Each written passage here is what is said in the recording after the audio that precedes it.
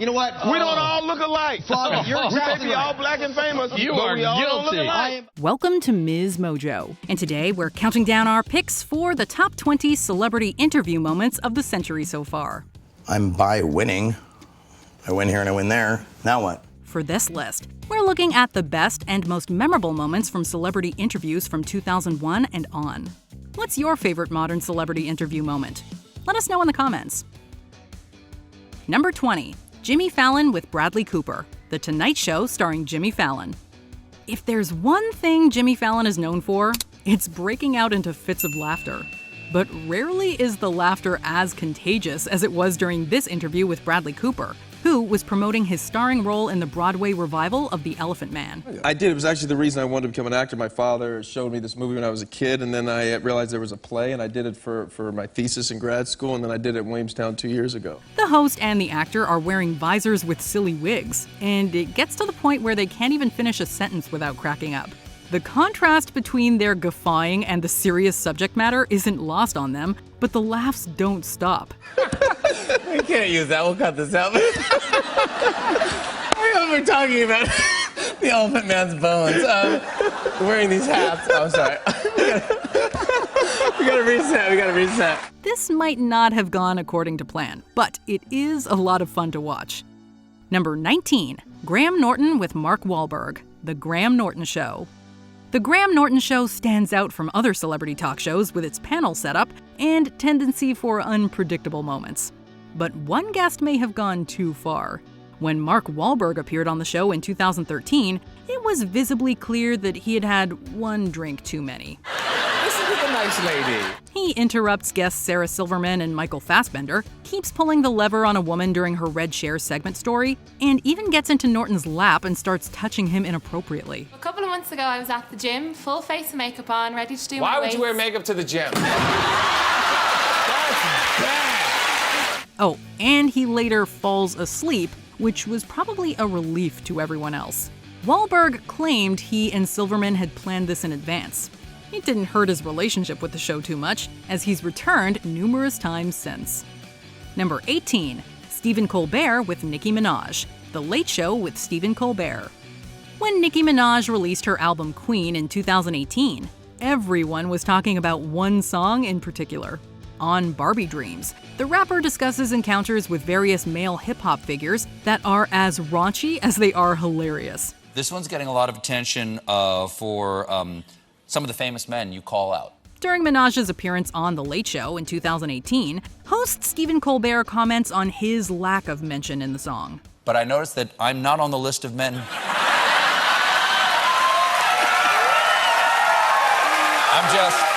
It's pretty comprehensive. Not one to back down from a challenge, Minaj launches into some Stephen-related bars, giving the song a talk show twist. I might Steven after the show. He gonna come back to work with a magical glow, but... And to establish the line between truth and lyrics, she gives a heartfelt shout-out to Colbert's wife. What talk show appearance isn't improved by a rap freestyle? Number 17. Allison Hammond with Ryan Gosling and Harrison Ford, This Morning. Blade Runner 2049 isn't exactly a movie that's full of laugh-out-loud moments.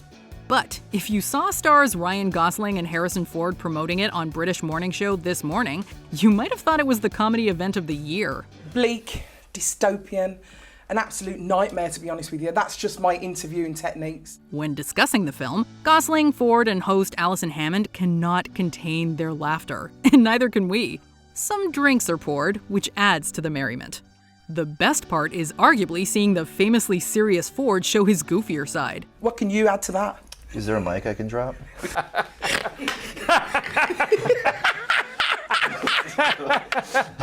Growing older doesn't have to mean growing up. With chemistry this good, we hope to see these two in another movie soon. Hopefully, a comedy.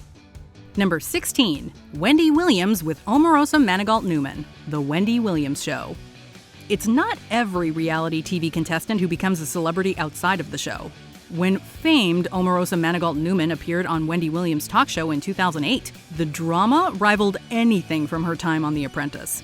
Things are tense right away, with Newman saying that she, quote, will not be disrespected. We're talking, have a nice conversation. Let's have a conversation. Oh, no, I know how to chill, but I will not be disrespected. There is some initial cordiality, but things eventually get heated. Newman suggests Williams is, quote, reinforcing stereotypes, and accuses her of talking behind people's backs. I don't need to do this show and go on my radio show and talk about anything. But you've been doing it. You've been having people on and then you've been talking smack. She also asks a visibly annoyed Williams if she's had a nose job, and throws in a barb about her wig. This was less of an interview and more of a televised game of passive aggression. Number 15, Frederica Whitfield with Joan Rivers, CNN Newsroom. Legendary comedian Joan Rivers was famous for her sharp tongue, which she knew how to use to defend herself. In a CNN interview promoting her book, Diary of a Mad Diva, Rivers sparred with host Frederica Whitfield over things like her roasting of celebrities' red carpet looks and her potentially facing wrath from animal rights activists for wearing fur. Really? It's not mean. It's not mean. I tell the truth. I'm sure I say the same things that all your viewers say to their friends sitting next to them on the couch. She leaves the interview soon after it starts, but not before giving a furious reprimand to Whitfield and calling her out for hypocrisy. You know, this whole interview is becoming a defensive interview. No! Are you wearing leather shoes? Yes! Shut up. I'm talking. Even late in her life, Joan Rivers never lost the passion and personality that was uniquely hers. Number 14, Oprah Winfrey with Lance Armstrong, Oprah Prime. When news first broke that 7-time consecutive Tour de France winner Lance Armstrong had been doping, there was widespread anger, confusion, and frustration. It wasn't until the retired cyclist sat down with Oprah Winfrey that he finally admitted, after years of denial, that he had been using performance-enhancing substances to help him win these competitions. Yes or no? Did you ever take banned substances to enhance your cycling performance? Yes. Winfrey questions Armstrong like she's a prosecutor in a courtroom, asking closed-ended questions that he cannot avoid. Winfrey also confronts Armstrong on his history of dishonesty, and he admits to the situation as being, quote, one big lie. It wasn't as if I just said no and I moved off it. Right. You were defiant. Oh, yes. I You called other people liars. I understand that. Many believed Armstrong still wasn't being entirely honest with Winfrey, but this interview is still a sobering reminder that supposed heroes are only human. Number 13, Ryan Seacrest with Sacha Baron Cohen, E! Any experienced reporter knows to have their guard up around Sacha Baron Cohen. That is doubly true when he's playing one of his comedic characters. At the Oscars, Cohen showed up as Admiral General Aladdin, his character from The Dictator, and caused chaos on the red carpet. The Dictator. Hello, welcome, Brian. Thank you, Dictator. Hello, Deaf to the West. In an interview with Ryan Seacrest, Cohen said that he was carrying the ashes of North Korean dictator Kim Jong-il. And if you're watching the vase, you know it's bound to spill at any moment. The ashes, whatever they are poured all over Seacrest's tuxedo, and Cohen is promptly ushered away. If somebody asks you what you're wearing, you will say Kim Jong-il. Have fun this evening. It might have annoyed Seacrest, but it sure made us laugh. Number 12, Q13 Fox News with Morgan Freeman, Q13 Fox News. The life of a famous actor must be exhausting, especially when you're promoting your latest movie. Good morning. Good morning, Bill and Casey. In this interview for magician heist thriller Now You See Me, stars Michael Caine and Morgan Freeman shared some behind-the-scenes tidbits with Seattle's Q13 News this morning. Well, it was more Caine doing the sharing, as Freeman wasn't exactly in a talkative state of mind. He wasn't exactly in a conscious state of mind either. They then, in the movie, show you how it was done without CGI. While Caine is talking, Freeman is looking like he's in a very blissful sleep. He is awake at some points, but it's clear that Freeman is exhausted. We hope he got to climb into a very comfortable bed soon after. Number 11, The View with Danny DeVito, The View. Plenty of people have had fun nights out in which they drink a little too much, but they usually don't have talk show appearances scheduled for the next day. While promoting his Christmas comedy Deck the Halls on The View, actor Danny DeVito talked about spending the previous evening out with George Clooney. Danny has been out partying all night with, tell them, I'm so jealous. George. Clooney. Clooney. No, I knew it was the last 7 limoncellos that was going to get me. Yeah. And by the looks of it, the party hadn't ended for DeVito. He has no apparent filter, even mocking then-President George W. Bush for an extended period and telling a raunchy story involving the White House's Lincoln bedroom. We went in and we made it our business. Good.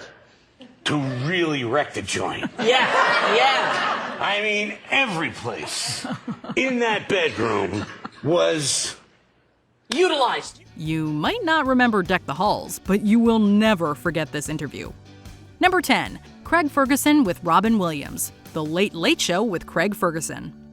Robin Williams appearing on a talk show was a must-see event, and the late actor had especially great chemistry with Craig Ferguson. In this Late Late Show episode promoting animated sequel Happy Feet 2, we got everything we'd hope for from a Robin Williams interview and more. Well, see, everybody thinks they're funny, though. Everybody thinks they've got a sense of humor. That's the problem. Even people that don't have a sense of humor, they go, that's not funny. You go, yes, it's funny. And they go, no. No, not at all, no. Funny. No, I know funny. I'm German. Yeah. Knock, knock. We asked the question. There were hilarious anecdotes, including ones involving other comedy legends, impressions, and audience interactions. Ferguson doesn't just sit back and let Williams riff alone, though. We moved back and forth between Detroit and Chicago, but Did you really? Yes, sir. Did you really? Yes, sir. I'm very excited. Let's talk even higher, so that only dogs can hear us. And eventually there'll be one person can hear. He perfectly matches his energy, and it's clear they could talk for hours without any awkward silence. This was one interview worth staying up extra late for. Number 9, Sam Rubin with Samuel L. Jackson. KTLA 5 Morning News. There are some unspoken rules of interviewing, including making sure you know who it is you're talking to. During an interview with Samuel L. Jackson about the RoboCop remake, KTLA anchor Sam Rubin made a major blunder when he referred to a recent Super Bowl commercial, one that Jackson wasn't in. Did you get a lot of reaction to that Super Bowl commercial? What Super Bowl commercial?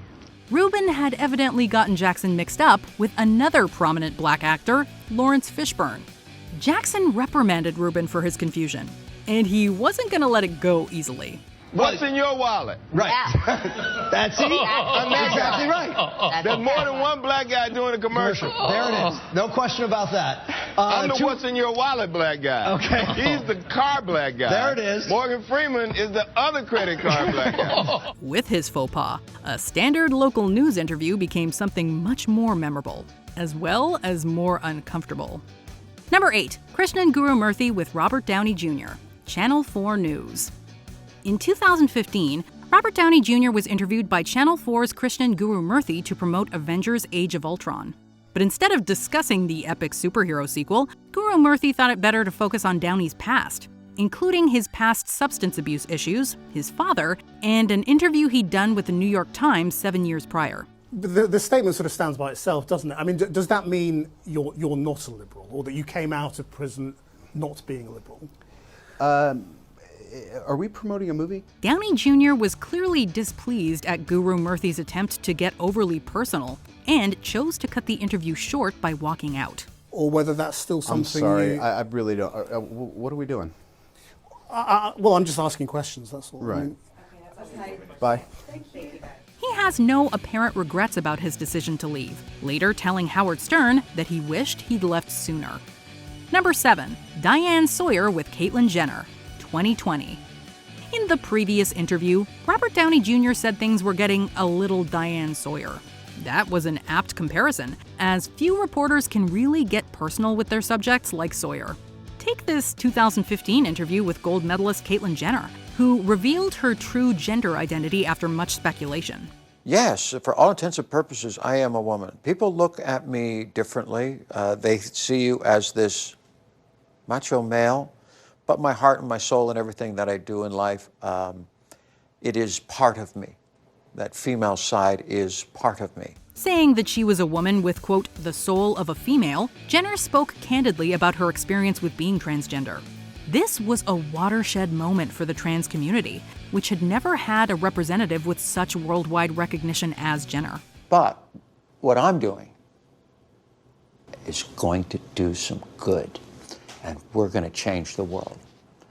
I really firmly believe that we're going to make a difference in the world with what we're doing. While transgender people are still widely misunderstood, this interview helped to better explain the trans experience.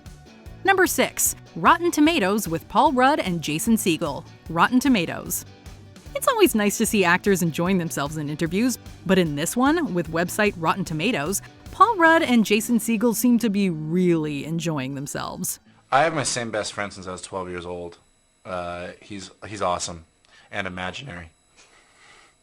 His name is Gideon. Yeah, he's great. He rides a unicorn. And he visits you in your dreams. While promoting their bromantic comedy I Love You Man, the actors looked remarkably at ease and started laughing hysterically at all kinds of things. It's not clear exactly what initially caused their giggles, but some speculate there might have been something green involved. So take off your magic hat, Jason. Gideon will visit you and... I'm sorry, Gideon.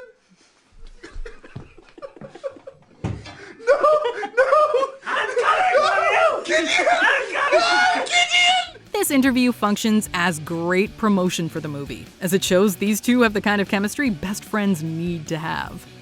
Number 5, Oprah Winfrey with Harry and Meghan. Oprah with Meghan and Harry.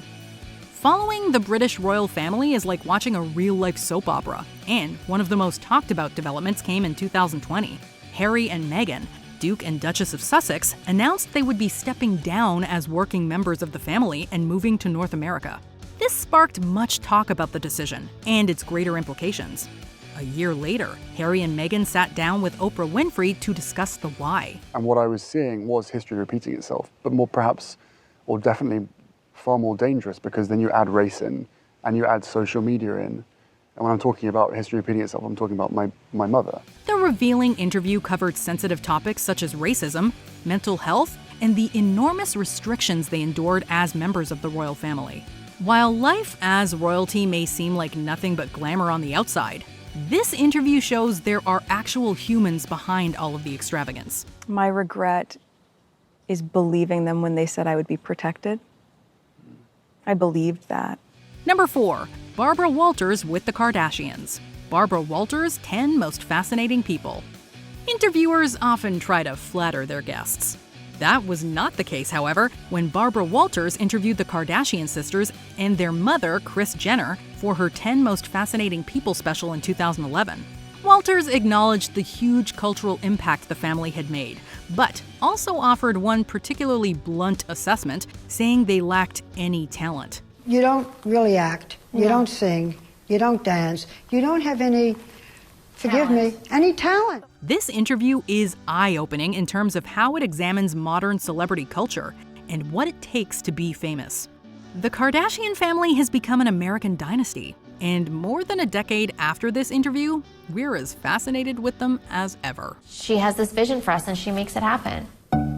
That vision is based on the idea that there is no line between what is private I don't want to go through this again. and what is performance. Number 3, Ellen DeGeneres with Dakota Johnson, The Ellen DeGeneres Show. On her daytime talk show, Ellen DeGeneres has presented an image of kindness and friendliness.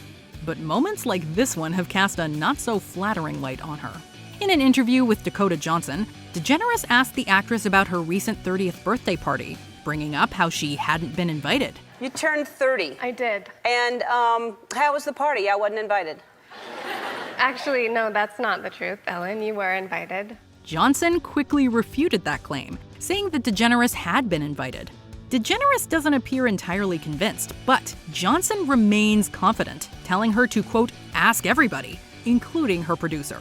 Yeah. But I did invite you and you didn't come, so. This time you invited me? Yeah. Are you sure? Yeah. How do you know? I don't think so. Ask everybody. In this moment, what should have been a private personal matter was displayed in front of millions of viewers, and Johnson handled an unprovoked confrontation with poise. Number 2, Charlie Sheen with Andrea Canning, Good Morning America. When Charlie Sheen was let go from the hit sitcom 2.5 Men for outrageous behavior and comments off set, it felt like seeing a train wreck in front of our very eyes. No moment captures this fall from grace better than his appearance on Good Morning America that same year. What are we talking about? How much? I don't know, man. I was banging 7-gram rocks and finishing them because that's how I roll. I have one speed, I have one gear. Go. Shortly before his contract was terminated, Sheen was interviewed by Andrea Canning, displaying behavior she described as, quote, erratic. He denied being bipolar, saying he was, quote, bi-winning, and that he was, quote, on a drug called Charlie Sheen. He also discusses his history of substance abuse, saying that he has, quote, tiger blood to explain his endurance. Because I'm me, I'm different. I just have a different constitution, I have a different brain, I have a different heart, I have a different, I get tiger blood, man. You don't worry that you're gonna die when you take that many drugs? Dying's for fools. He may have been fired from one series, but the Charlie Sheen show just kept going. Before we continue, be sure to subscribe to our channel and ring the bell to get notified about our latest videos. You have the option to be notified for occasional videos or all of them. If you're on your phone, make sure you go into your settings and switch on notifications. Number 1. Oprah Winfrey with Tom Cruise. The Oprah Winfrey Show. Interviews are usually notable for what the guests say, but this one made headlines for what someone did. When Tom Cruise appeared on Oprah Winfrey's daytime talk show in 2005, his romance with actress Katie Holmes was the talk of the tabloids. And he affirmed his love in a way we'd never seen before or since, expressing jubilation that verged on frightening. We've never seen you behave this way before. I know. Have you ever felt this way before? The most iconic moment came when Cruise jumped on Winfrey's couch, and then did it again. Even Winfrey, an experienced interviewer, seems overwhelmed by this, especially when Cruise grabs her hands. Don't we have War of the Worlds too? Yeah, we're gonna do that. We're gonna do that. That's why you're here. In one interview, our perception of one of the biggest celebrities in history had changed. Do you agree with our picks? Check out this other recent clip from MsMojo, and be sure to subscribe and ring the bell to be notified about our latest videos.